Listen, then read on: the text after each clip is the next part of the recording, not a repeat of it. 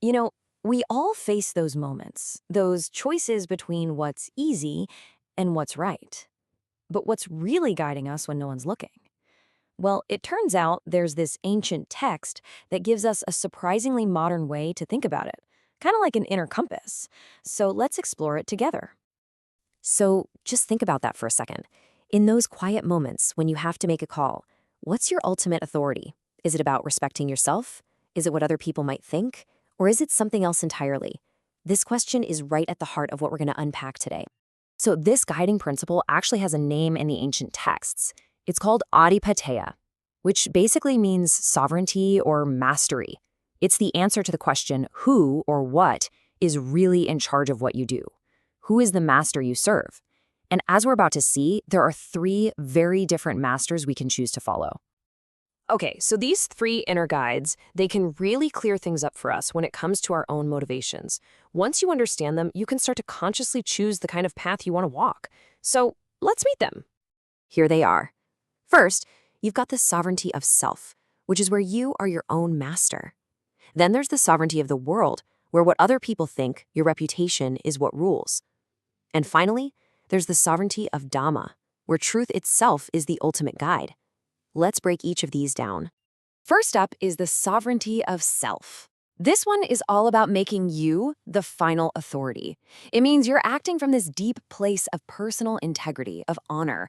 It's really about respecting the person you're trying to become. So the way this works is, it's almost like you're having a conversation with yourself. You think, hey, I set out to be a better person, to go back to my old ways, to do something I know is beneath me. That would be letting myself down.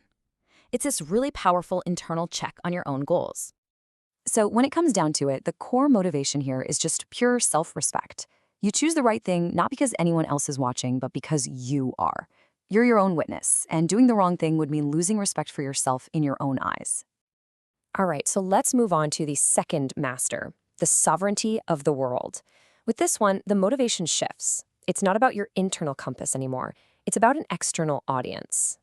What's driving the thinking here is this idea that, hey, our actions don't just happen in a bubble, right? We're part of a community, a world, and people can see what we do. The text imagines these wise beings, or maybe even just our friends and neighbors, watching us. So the desire to not be ashamed, to keep up a good reputation, that becomes the main reason for our actions. And, this is a motivation we can all probably relate to. Just think about the pressure to keep up a certain image, whether it's in your local community or all over social media. Now, it can definitely lead to good actions, but the root reason is always external. It's all about how other people see us. And that, of course, brings us to the third and what's considered the highest principle, Dhammadhipateya. This is when we decide to make Dhamma, the truth, the fundamental nature of reality, our sovereign. So with this one, the motivation goes way beyond just yourself or what other people think. You're acting out of a sense of awe, of reverence for the truth itself. The thinking becomes something like, this path is so clear, so true. To be lazy or careless about it would be a disservice to the truth itself.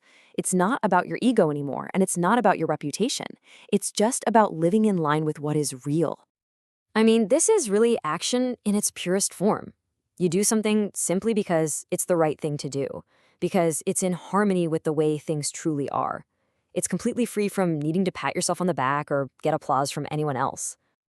Okay, so we've got these three masters, right? Self, world, and truth. And the text doesn't just lay them out for us, it actually points us down a path.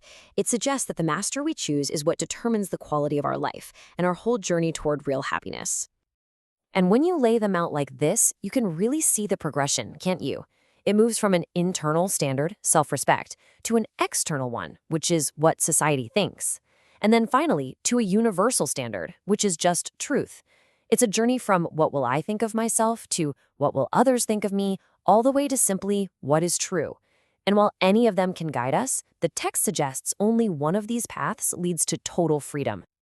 Now, as we get to the end, the text leaves us with some really powerful, kind of poetic verses. This first line is just a stark reminder you can't actually hide your actions. There are no truly secret places in the world when you do wrong. And this one cuts even deeper, because at the end of the day, you are your own witness. You know the truth of what's in your heart. Trying to hide your faults from other people is one thing, but when you try to hide them from yourself, all you're doing is holding yourself back from who you could be. And this, right here, is the ultimate promise of this path.